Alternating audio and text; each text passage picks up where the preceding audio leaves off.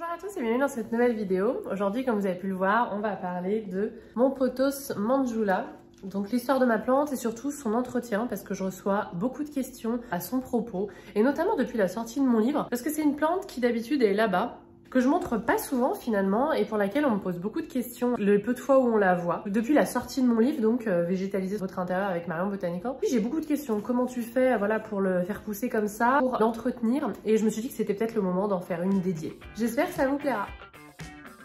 Alors c'est une plante, c'est vrai que je monte pas non plus très souvent sur Instagram. Pour ceux qui me suivent depuis très longtemps, depuis le tout début de ma chaîne YouTube, donc il y a au moins 2-3 ans, c'était une de mes premières vidéos que j'ai faites sur mes pothos, sur ma collection de pothos. Je vous l'avais montré, donc à l'état voilà petit comme je l'avais acheté en fait. Donc pour ceux qui ont vu cette vidéo ou qui me suivent depuis l'époque, vous l'avez déjà vu en fait mon Manjula. Je l'avais acheté en fait à Paris dans le Marais et sur l'étiquette on avait donc c'était pas pothos, ça devait être Saint-Laptus, Happy Leaf. Voilà, donc il n'y avait pas écrit pothos Manjula ni quoi que ce soit. D'ailleurs, dans cette vidéo, je croyais que c'était un Marble Queen, pas du tout. Sachant qu'à l'époque, il y a 3-4 ans, pour trouver des informations sur les pothos, en ligne notamment, il fallait se lever tôt le matin, c'était pas simple. Mais tout de suite, en fait, en l'achetant, je me suis rendu compte que c'était pas un pothos, on va dire classique, c'est-à-dire peut-être pas aussi simple que les autres pothos. Du coup, j'ai beaucoup de questions sur son entretien et sur sa croissance et je me suis dit que j'allais voilà, tout vous expliquer aujourd'hui. Donc il faut que je vous retrace un peu l'histoire. Donc c'est vrai que c'est un pothos un petit peu moins facile que certains autres pothos, un peu comme le Enjoy. Quoique, en entretien, il est peut-être un peu plus dur que le Enjoy, mais en multiplication et en bouturage, il est plus simple que le Enjoy. Le Enjoy, typiquement, je vous ai déjà fait une différence dans un vlog, je vous ai mis côte à côte mon Enjoy et mon Manjula pour que vous appreniez à les différencier. La différence réside vraiment dans la taille des feuilles, mais aussi dans la panachure des feuilles. Ouais, le Enjoy, vous le bouturez en plein mois d'hiver, il y a des chances que ça fonctionne pas, en eau par exemple, alors que le Manjula, oui, donc ça c'est plutôt une bonne chose. Mais sur l'entretien, il est un petit peu casse-pied. Moi quand je l'ai acheté, je l'avais mis directement contre ma vitre. À l'époque, ma baie vitrée dans mon ancien appartement était exposée plein est. Et je m'étais dit, voilà, c'est une plante à panachure. Pareil, j'avais pas énormément de plantes à variegation à l'époque. Déjà, je savais que les plantes avec des parties un petit peu albinos, donc des parties blanches, avaient un petit peu plus de mal à photosynthétiser que les autres plantes, qui ont de la chlorophylle de partout sur leurs feuilles. Et du coup, je l'avais rapproché de la fenêtre. Et puis, rapidement, j'ai eu ce que vous pouvez voir ici, c'est-à-dire une petite partie brune. Cette partie brune-là, elle est sèche. C'était pas le cas à l'époque. C'était une petite partie brune molle. Donc en fait, ça c'est un souci. Voilà, j'ai oublié d'arroser une petite bouture. Et en fait, j'ai oublié de l'arroser. Bon bref, c'est sec. Mais c'était pas sec à l'époque, c'était mou. Donc quand c'est mou, c'est ni une brûlure, d'ailleurs il n'y avait pas d'auréole jaune, ni un souci de sécheresse. C'est souvent un problème de drainage. Ça a un petit peu, enfin ça a pas pourri, mais voilà, c'est souvent un souci de drainage. Et à l'époque, je pensais qu'il s'agissait d'une brûlure. Je me suis dit aussi qu'il y avait peut-être un problème dans le drainage et j'ai fait une chose que je ne vous recommande pas de faire, c'est-à-dire que j'ai changé deux paramètres, deux choses en même temps, ce que je vous recommande de ne pas faire si vous avez une plante qui va pas très bien, changez une chose pour voir si il y a des améliorations ou pas. Là, comme j'ai changé deux choses, j'étais pas bien sûre de qu'est-ce qui a permis son amélioration. En fait, donc j'ai changé de place, je l'ai un peu enlevé de la fenêtre. C'était pas forcément une super idée parce que du coup il a stagné pas mal longtemps chez moi parce qu'il avait peut-être pas assez de lumière. Et j'ai changé son terreau, j'ai passé son terreau en 50% perlite, 50% terreau plante vert classique. Et c'est ça qui a fait que les taches brunes ont arrêté d'apparaître. Donc si vous accueillez un petit bébé pothos, allez-y à fond sur le drainage. Moi j'utilise la perlite, vous le savez, je vous en parle souvent, c'est un médium que j'utilise qui est assez facile je trouve à utiliser, même si c'est un médium qui se dissolve assez rapidement, donc il faut en remettre de temps en temps ou rechanger le substrat de temps en temps. Mais moi c'est un mélange que j'aime beaucoup. Donc pour mes plantes panachées, c'est également le cas pour mes Monstera variegata, j'augmente le drainage. Chez moi il fait bon, mais voilà, on n'est pas sous serre d'exploitation où voilà, il y a suffisamment de lumière qui arrive de tous les côtés. Pour que ma plante s'épanouisse de folie chez moi. Dans nos intérieurs, vraiment, les plantes doivent quand même s'adapter et on n'est pas toujours sur des conditions idéales avec une hygrométrie idéale, etc.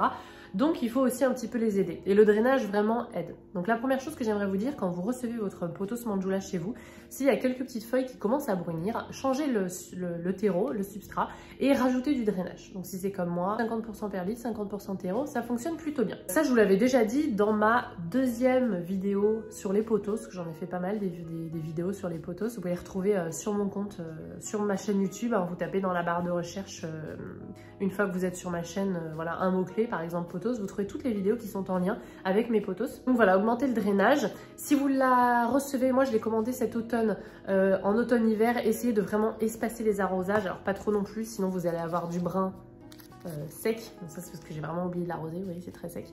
Mais espacé à fond, donc une fois que c'est tout sec comme ça, on arrose. Et on n'attend pas que ça soit encore un peu plus sec. Mais voilà, après ça dépend d'où vous habitez aussi. Si vous êtes dans le sud de la France, vous allez peut-être être obligé d'arroser un petit peu plus fréquemment, même en hiver, que quelqu'un qui est dans le nord de la France. Ça c'est normal. Donc ça c'est quoi faire quand vous recevez votre bouture. Ensuite la deuxième chose à faire c'est être patient. Moi vraiment celui-là, il a stagné pendant des mois et des mois. D'ailleurs ça me gonflait. Je pense qu'au fur et à mesure, quand on regarde mes vidéos dédiées aux pothos, on doit le voir un petit peu grandir. Mais je l'avais acheté vraiment, enfin je l'avais déplacé pour le mettre sur une de mes étagères comme ça, au-dessus de mon canapé. Et j'avais envie qu'elle cascade. Et franchement, avant de commencer à me sortir une liane qui maintenant ne s'arrête plus, là et encore, je l'ai bouturée plein de fois. Ça se voit là, vous voyez, il y a une tige qui a été coupée. Voilà, et elle continue. Oui, alors faire du bouture, couper, ça pose pas de souci. La plante continue de pousser, hein. C'est un peu comme nos cheveux. Parce que j'ai souvent la question... souvent de la part de débutants. Mais avant de ça, elle a stagné énormément, donc soyez patient. Vraiment, si vous arrivez déjà les premiers mois où elle arrive chez vous à la maintenir correctement sans qu'elle brunisse, si vous n'avez pas par exemple toute la clique éclairage, tapis chauffant, serre, etc. Bah, ça sera déjà une bonne chose et voilà, soyez patient. Elle va ensuite continuer lorsqu'elle va vraiment bien s'installer chez vous, elle va ensuite vraiment s'épanouir. Il faut juste, voilà, il lui faut vraiment du temps en fait, tout simplement. Après, si vous êtes super bien équipé, voilà, vous n'avez pas de soucis. Moi là, je parle vraiment de quelqu'un qui, comme moi, a... Alors moi, j'ai un humidificateur, c'est déjà plus que la plupart des gens dans leur foyer. Mais voilà, si vous n'avez pas un équipement de fifou. Moi, en termes d'engrais, je vais en donner au printemps, par exemple, parce que là, elle pousse pas de... quoi qu'il y a de la pousse active, je pourrais en mettre sur la grande... je donne un engrais classique que vous connaissez si vous suivez ma chaîne, c'est le Performance Organique de Fertiligène. Voilà, en termes d'engrais, moi je vais pas sur des trucs de fifou, vous le savez. Pour ce qui est de l'entretien de ma plante qui maintenant voilà, est bien grande, j'arrose simplement quand c'est sec. Là vous voyez c'est pas mal sec. Parfois j'oublie un peu en termes d'engrais, c'est vrai que je suis pas toujours très assidue. Et pourtant voilà, elle m'en tient pas tellement rigueur. C'est une plante qui, quand elle manque d'eau, contrairement... Alors les feuilles sont un petit peu plus épaisses qu'un pothos Marble Queen par exemple, ou qu'un pothos Aureum, donc doré. Du coup les feuilles s'enroulent pas trop. Du coup c'est moins une plante qui vous dit... Normalement les pothos vous disent quand les arroser, certains phyllos aussi, elle pas trop. Mais moi je le vois parce qu'en fait quand les plantes là, les pots sont trop secs et du coup légers, hein, ça aussi ça peut vous aider à savoir quand arroser vos plantes, quand le pot est vraiment bien plus léger que lorsque vous venez juste de l'arroser. Et bien les pots ont tendance à se casser la figure. Donc quand il arrive un petit comme ça, une petite catastrophe, en général je sais qu'il faut que je les arrose. Au niveau du rempotage, vous pouvez le voir, je rempote pas souvent cette plante. Bon déjà les racines poussent pas de folie, hein. Elle n'a pas été rempotée depuis des années et vous voyez ça va pas trop mal, c'est pas trop la cata. En fait le souci que j'ai avec ces petites étagères, ces petites plaquettes Ikea, c'est que je peux pas rempoter dans des pots plus grands. Donc il y a deux solutions. Soit j'enlève le terreau et je fais une division, j'enlève une des petites pousses et je crée une autre plante. Soit eh bien je réarrange parce que parfois les racines poussent vers le bas mais pas sur le côté et du coup si vous réarrangez simplement les racines, elles vont pas forcément étouffer. Vous avez encore de la place pour le terreau. C'est vrai qu'après si vraiment les racines saturent le terreau, il faut soit la diviser, soit passer dans un pot plus grand parce que sinon il n'y a pas assez de terreau du coup, parce que les racines prennent de la place et du coup elles peuvent pas se nourrir et boire parce que les nutriments et l'eau sont retenus par le terreau en fait. Donc voilà, mais sinon niveau entretien, franchement il n'y a pas grand chose à faire. De temps en temps, souvent l'hiver, il m'arrive parfois d'avoir une petite feuille comme ça qui brunit. C'est assez rare hein, parce qu'elle reste quand même assez fournie. Ça n'arrive pas souvent mais c'est souvent en hiver. Et ça clairement, c'est soit un souci de drainage, là c'est mou. Donc c'est plutôt un souci là de lumière. Voilà, elle en reçoit un petit peu moins. En plus elle est là. La fenêtre la plus proche se trouve par là-bas et elle est plein nord. Donc l'hiver, c'est pas ouf quoi. Donc voilà, sur le pothos Manjula, vous avez aussi des petites racines aériennes comme chez certains phyllos et monstera. Voilà, vous les laissez, elles captent l'humidité. Et à bouturer, c'est hyper simple. Je vous ai déjà montré dans ma vidéo voilà, sur les pothos.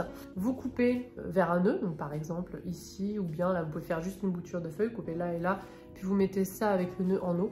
et ça prend racine assez rapidement. Donc voilà pour cette vidéo, juste pour vous redonner espoir et vous dire que voilà, si votre nouveau pothos nouvellement venu perd quelques feuilles et brunit, augmentez le drainage et surtout ne perdez pas espoir, ça va venir. S'il stagne, là aussi, soyez patient, promis. Et puis si vous avez voilà une exposition de folie, des lumières horticoles de compète, alors évidemment elle va être contente, mais là je parle plutôt voilà de conditions de culture assez classiques en intérieur. C'était pour cette vidéo, j'espère que ça vous a plu. Si c'est le cas, n'hésitez pas à mettre un petit pouce en l'air, ça aide beaucoup mes vidéos, et à vous abonner à la chaîne pour n'en rater aucune, et je vous dis à la prochaine.